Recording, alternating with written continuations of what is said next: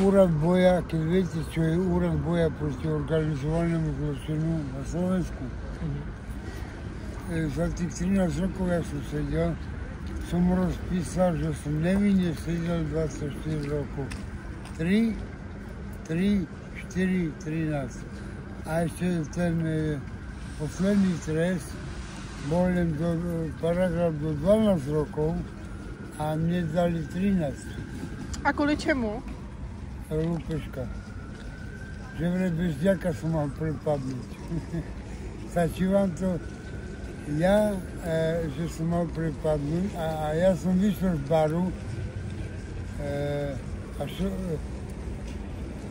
a v centre mesta Prešova bývam na opačnom konci a som mal tam pár metrov, ale mal som chuť na kávu, ne?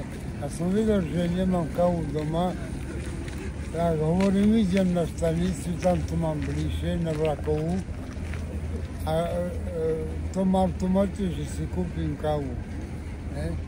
A šiel som z toho baru, tam som hodne utratil a poplatil priateľom a tak ďalej.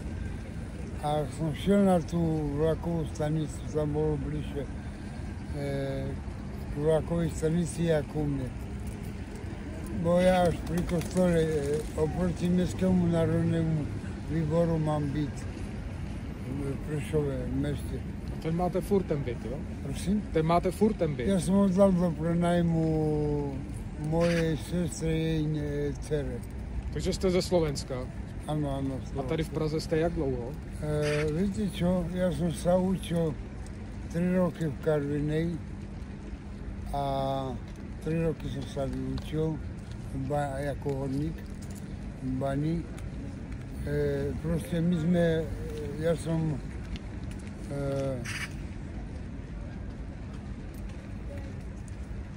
neuhle ťažil, ale my sme robili šachty, chodby, my sme všetko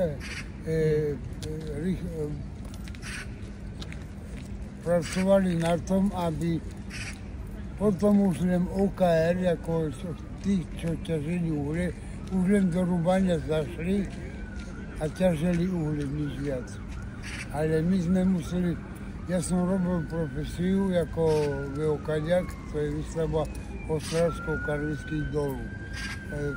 A jak dlouho teda jste v Praze? Od 2000 po tom kriminále. Sestra mi povedala, ja som prišiel domov po tých 13 rokov, sestra mi hovorí, že Palo, lebo ja som podal obnovu konania ohľadom tých 13 rokov za toho, čo ma obvinil z lúpežky. Bezďak. Lenže sestra mi dala echo a zrazu som zistil, že on už nežije. A to bol Bezďak. Nemal ani na drogy, nefestoval, žil na ulici a tak ďalej a tak ďalej. A zrazu zomrel. A ona mi napísala, jak zomrel, že uhorel pri rieke, tam v Prešove, na Sekčove. Tam sú dve rieky, Torisa a Sekčov. Nebojte sa, neubližujem vám nikto. No, my sa nebojíme, jasne. Ja ich pošlu do teplých krajín. A jak dlouho jste v Praze jako bezdomovec? A prebačte mi. Zrazu, jak som sestra zistila, že som podal obnovu konania, tak mi píše, že Palo, vieš. Víte, on se tady vedle nás teďka děje podvod, tamhle ten pán s tou igelitkou mu dal fejkový parfémy a chce od něj teďka peníze. To je přesný podvod, pro který my tady jsme. Ja i tak, aha. Znáte to? Vidíte tady toho pána častěji? To sú podvodníci, tí olásky, cigáni a tak ďalej a tak ďalej. Dobrý den, můžeme se zeptat, proč tady toho pána takhle podvádíte? Proč to děláte? Ty parfémy, když to děláte standardně. Teďka to tady viděli pána, proč že tady to děláte? A proč to berete teďka zpátky?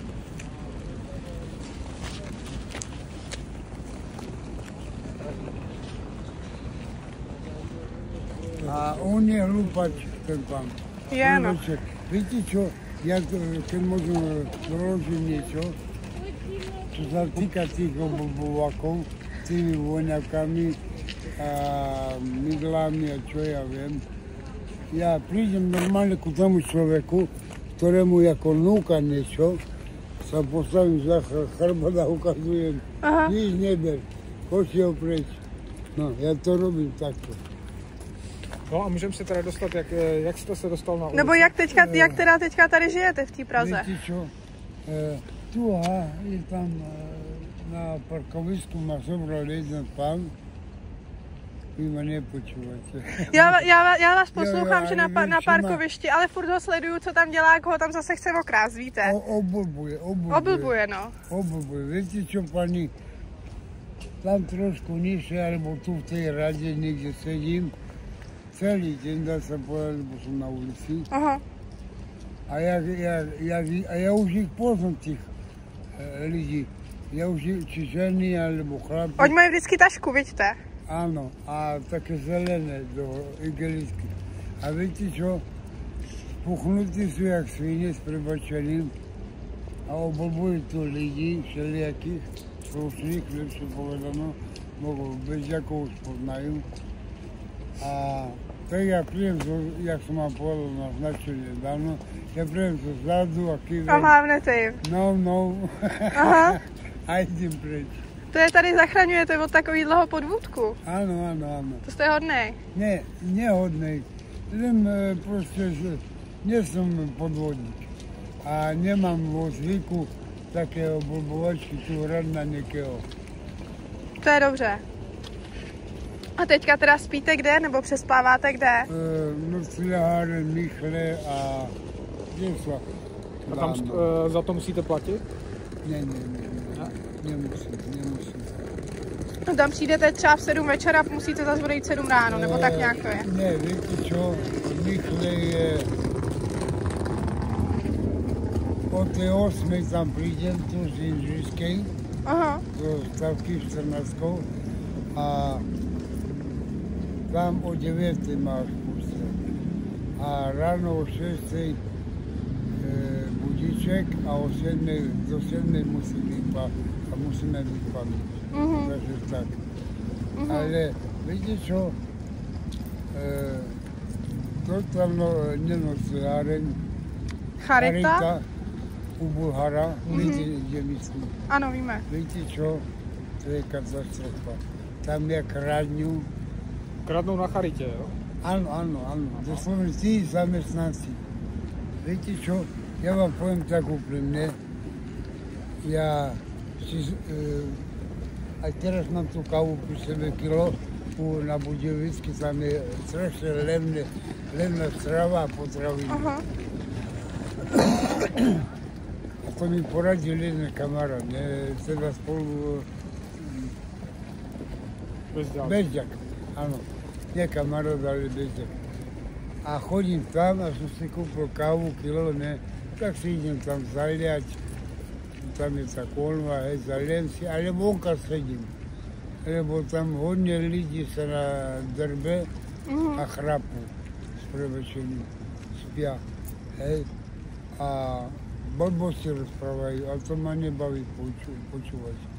Viete, tak si radšej sadnem niekam bokom, sám svojho piko a sedím, alebo si polievku zalejem a sa najem, aj tú kávu si vypijem. A tam platíte něco, nebo ne? Viete čo, dajú nám tam suchý chlieb, len tak bodaj by bolo na tretí, 2 krajce a čaj. Jo. No a proste väčšinou ľudí sa tam sťažuje. Ale pritom viem, že nosia tam potraviny v tých aviách alebo v tých autách spusty žradla, ale nikdo to nedostáva. Takže v zimě chodíte spát někam do Michle a v létě? Ne. Viete čo? Ja vždycky si snažím zvolné roboty. Teraz som bol 2 mesiace v Nemecku, čo ma na silu držali, doslovne. po 3 dňoch som zistil od tých, čo predo mnou už tam boli 6 mesiace ubytovaní. Ubytovanie dali, to nemôžem povedať. Oni mali prerábať, tá firma, čo ma prijala, mala s tými nami, ľuďmi, prerábať a opravať, renovovať tie baraky. 3 byty. Tak dokola, ale v jednom dvore. Lenže 0 body, doslovne vám poviem 0 body. Viete, čo ty myslím? Že nic takového nebylo. Nič. A len ich tam ubytovali a na nich ťažili. A už 6 mesiacov tam boli, alebo 7 mesiacov a oni brali na nich na tie ich... Přídavky. Nie, karty, ako dokumenty, Doklady. Na nich brali, že ich zamestnali, ale 0 body. Rozumíte ma? Rozumím. No a potom aj na nás tak robili. Ja som po 3 dňoch, doslovne, už jak som zistil, jaký je tam systém tých zamestnancov, čo ako nás prijali, tak som chcel po 3 dňoch odísť. A dielne 2 mali inde, ešte majú aj autodielňu a čo ja viem. A som chcel odísť, a som zbalil svoje tašky a odchádzam preč. A som vedel, že tam je blízko zastávka, takže sa tam vytratím raz, 2. No 0 bodí, niekto si ma všimol, že odchádzam. Tak hneď kričali na mňa, hej, aj šéf. A ma zabrzdili. No jednoducho mi vytrli, doslovne vytrli 2 cestovné veľké tašky a ešte som mal rusa na chrbte. Takže 2 cestovné tašky mi vytrli z ruky a ten starý pán kázal, že aby do inej dielny zamkli. No aj tak to zrobili a tam už nikto nemohol ísť. Len oni mali klíče od toho, viete. Takže ani ja som sa tam nemohol dostať. Takže tak to chodí a 2 mesiace ma tam držali na silu, doslovne. Takže vás tam teda drželi v té jedné místnosti? Zamčený? Nie, ja som bol ubytovaný, ale o niekoľko kilometrov inde, ale moje batožiny boli úplne o niekoľko kilometrov ďalej. Bo dielne mali autodielňu a tak ďalej mali úplne niekde inde. Takže tak to chodí. No a jak to chodí tady v parku mezi bezdomovcema? Jsou tady nějaký problémy? Prebačte mi. V pořádku. Jak to chodí tu mezi bezdomovcami? Viete čo? Jsou taškou, to je on. Tamhle. Jo. Jak to chodí teda mezi nimi? Môžem vám povedať svojimi slovami a viete čo? Ja som koľkokrát, keď ja som chcel, čo chcem väčšinou stále, že mi niekto núkal nejaké zamestnanie a ja ich nepoznal tých pánov, akí sú podvodníci. A oni už ich poznali, hej. A keď ja som povedal, že berem práci a toto a čo a tak ďalej, som zisťoval informácie a mi hovoria, Paolo, nechoď, lebo oni už to poznali za tie roky. No a nás by teď zajímalo, jaká je situace tady na Hlaváku mezi bezdomovcema. Viete, čo vám poviem? Nemajú chuť ani pracovať. Niektorí bez úradky nechce klamať, alebo bez úradky vám poviem.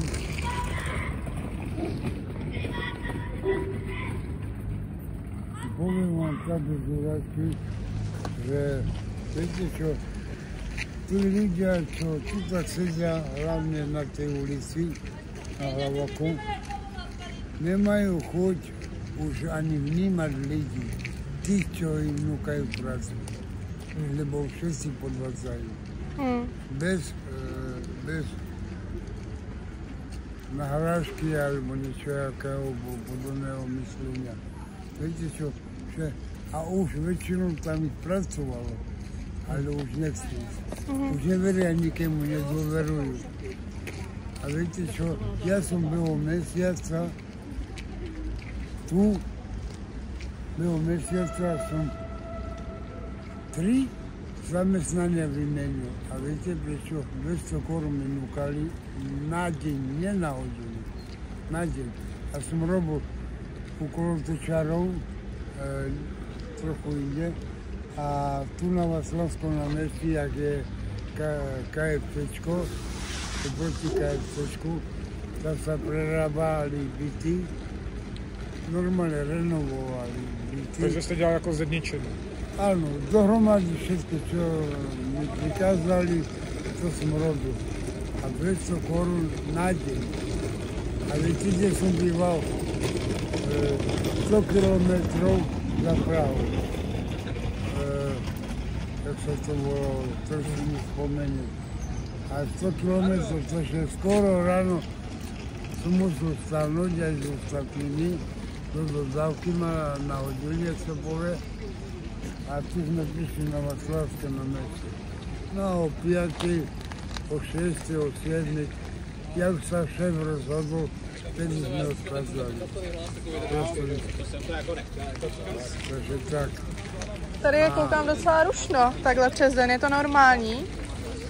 Že se tu děje tolika věcí? Ja sa divím, prebáčte mi, ja sa divím, kedy tí žiaci alebo študenti chodia do tej školy. Keď ich tu dennodenne vidím. Tu a v tých vodoch alebo idú do budovy. Kedy vlastne oni aj ako študujú. Oni však to budú jak bambusy. Zatrpnutí. Viete, čo to je? Vím, co ti myslíte. Oni však, tam my sme museli sa učiť od A po Z a všetko možné a to tí mladí, ja neviem, kedy a ako sa učia. Niektorí borci mi povedali priateľci, že oni cez počítače sa učia. Hovorím, a tomu da prikazom, aby mal doma sedieť pri počítaču, keď môže petovať, slepať a tu príde za mnou doslovne. Dvakrát mladá kočka, 17-ročná, a ešte s jedným mladým jej partnerom alebo kamarátom, alebo čo to ja viem, čo to bol. A ma poprosil, že mi dá také peniaze, teda ona, doslovne poviem. Od vás chtěli peníze? Nie, že keď jej pôjde kúpiť pľas aj cigaretu, lebo nemajú nárok. Viete, ako aby si oni kúpili, nemali roky na to. No a čo vám budem klamať? Ja hovorím, dobre, ja vám pôjdem kúpiť. Tak som kúpil vodku, kúpil som taký krabičkov, ale to na fajčenie bolo a potom cigarety jedli. Ale neviem, či to boli pre matku, alebo pre toho. Nie, toho poznám, Paolo. Toho poznám, nebojte. To je Paolo. To je kamarád. No, bežďak. Bežďak. Eja, nechaj ho tak.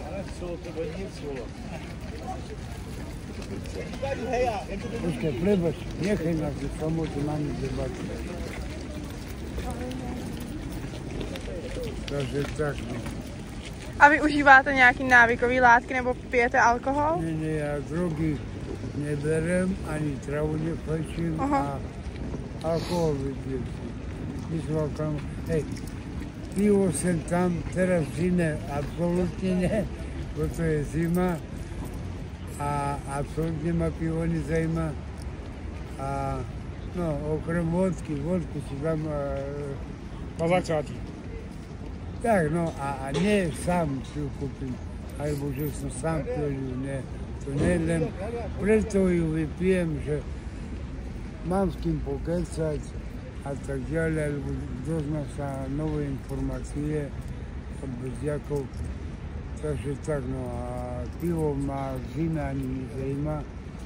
Tu vodku, ešte to víno, si dáme levné, 20 korún, takže viete ako, no ale keď mám na to, keď nemám, 0 bodů. A chcete si teďka v současné době najít nějakou práci, nebo hledáte nějakou práci nějakým způsobem? Patrím pod úrad boja proti organizovanému zločinu. Viete, čo to je? To je tu v našej škole. Nie za futbalovým hřištěm. Viete, kde to je? Tušíme asi, no, za futbalovým hřištěm. Nie, viete, čo oni robia, keď napríklad niekto vás zamestná a sa dozvie o tým, že podvádzajú, že vám nedávajú peniaze a tak ďalej za prácu a že vás využívajú, tak oni to riešia. Napríklad poviete na policii, hej, tam som pracoval a oni nahlasia tamtému úradu boja proti organizovanému zločinu a vás predvolajú cez policiu. No a buď budete vy povedať, alebo niekedy odmetiete 0 body. No ja vám poviem takto, mne každý mesiac zaplatia kredit, telefón mi dávali, teraz už nebo ma vždycky okradli tu po tie telefóny. Obyčajne staré telefóny, ale funkčné, nové. Hej. A kredit mi nabijú, lítačku mi nabijú každý mesiac. Raz za týždeň nejakú stravu mi dajú, nemôžem povedať, hej. Hygienu každý mesiac mi kúpia, čo poviem, aj šatstvo. Komplet šatstvo, keď chcem. Ja len príjem s určitým človekom, ktorého mi pridelia, tak on ide so mnou, no a on to zaplatí, len však zobere a potom nejak sa oni vyrovnajú. Ale mne kúpi komplet od ponožkov, od slípoch a tak ďalej, to, čo ja budem chcieť. To je super. Rozumíte ma? Áno, dobrý. Takže na to sa sťažovať nemôžem a hlavne na ten úrad.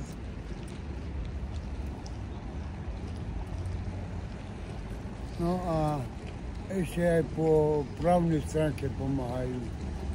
Keď im poviete, že máte nejaké problémy, tak začnú stíhať určité firmy. Alebo upozornia, aby sa kontrolovali. Tak to je super, tak my vám moc děkujeme. Nemáte zase. Přejeme vám moc Ne, štěstí. Ja som to musel raz, ešte aj to som málo povedal, vám poviem na rovinu. Ale nie kvôli tému úradu, úrad je v pohode. Len oni chceli viac, aby som udal veci. Alebo oni dokonca zistili, že tá pani, čo ma mal na starosti osobne, tak Palo, máš taký problém vždycky, ako ma spovedala svojím spôsobom, hej. Keď som sa zamestnal niekde a tak ďalej, tak vždycky ma spovedala. Ja som povedal, hej, ten platí, ten neplatí a tak ďalej a tak ďalej. No a ona to zistila po svojom v rámci úradu a svojich možností, tak povedala sa vyspovedala sa nejakému vyšetrovateľovi a ten prišiel za mnou, že či budem vypovedať voči tej a tej osobe, kde som pracoval a neplatil ma. A ja už som mal to plnú hlavu toho dosť, tých všelijakých cenností a to, hovorím, ne, teraz počkam. Viete ako, nechcel som, lebo neviete kto, ešte dokonca ja som mal ochránku dvoch kriminálnych policajtov, čo ma strašili. Lebo viete ako, tí z tej firmy, čo ma podvádzali, nedôverujú sebe a majú strach od